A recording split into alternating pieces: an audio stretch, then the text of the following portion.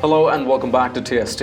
If you're new to the channel, tap on the subscription button and press the notification bell so you can receive news and updates that you can rely on daily. Democratic Senator Coons called for $3.6 billion vote-by-mail funding. He said, "We ought to be able to do this." In a Sunday interview with MSNBC's Kasie DC, Democratic Delaware Senator Coons called for $3.6 billion in funding to allow vote by mail in 2020, amid the ongoing coronavirus pandemic.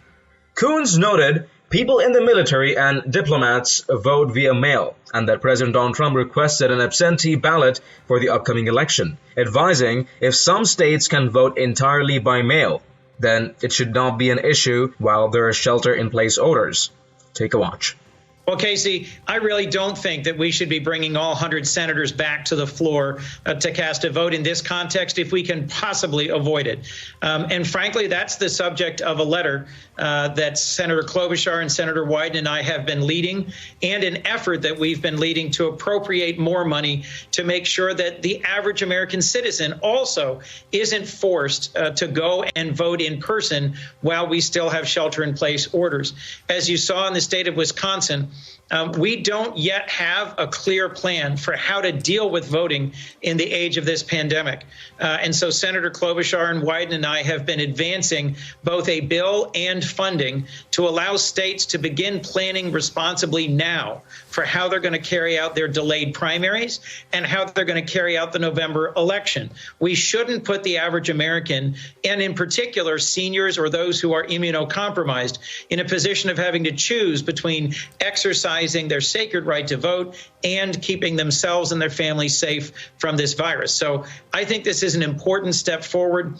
It would ask us to give some flexibility to states in terms of match requirements and some dramatic additional resources, $3.6 billion. We've heard both Republican and Democratic secretaries of state, heads of state parties, and local election officials calling for this. In every election, hundreds of thousands of Americans vote by mail from overseas, folks in our armed forces and our diplomatic corps.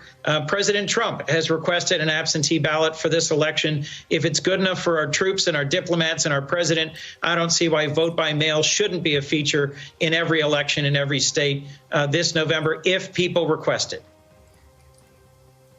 And yet we've had the president already, when talking about similar types of measures, universal voting, basically say that he then doesn't believe a Republican would ever get elected. Do you think that you have a good shot at getting this money in the next CARES package, not necessarily the one this week, but what is sure to follow in May or June? Or do you think it's going to become aggressively politicized?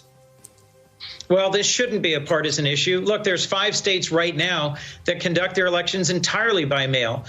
Utah is one, Oregon is another. Utah is heavily Republican, Oregon is majority Democrat in terms of who they send to Congress. So I don't think that you can predict what the partisan outcome will be based on whether folks have the ability to cast their votes by mail. A number of states have developed thorough security measures to make sure that they can track every single ballot, and they can confirm that the person casting that ballot is in fact the registered voter by signature match and by other measures. We ought to be able to do this, to vote securely, if necessary, by mail, if there is an ongoing pandemic problem with us in the fall.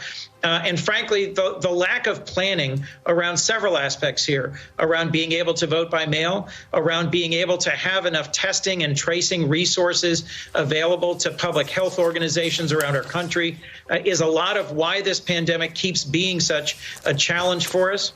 I frankly also think it's why my friend and predecessor, Joe Biden, has the right mix of experience and attitude. He is someone who knows to listen to the experts, and his own experience as vice president in helping deal with the Ebola pandemic in West Africa and deal with the recovery from the 08-09 recession, I think makes him perfectly qualified to be the person who would carry out stronger plans than we're currently seeing from our federal leadership.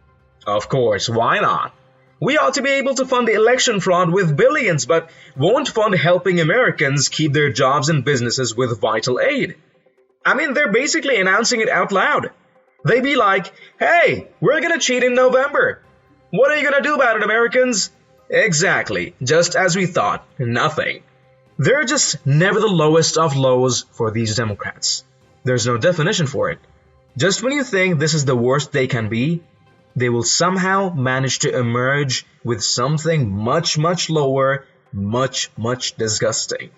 You'll never stop being surprised. Share your thoughts and responses in the comments down below. If you've liked this report, let us know by tapping that like button down below, share the news among friends and family, and don't forget to subscribe to our channel. Thank you for watching.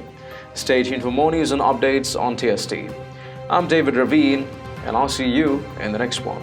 Till then, stay home, stay healthy, and stay safe.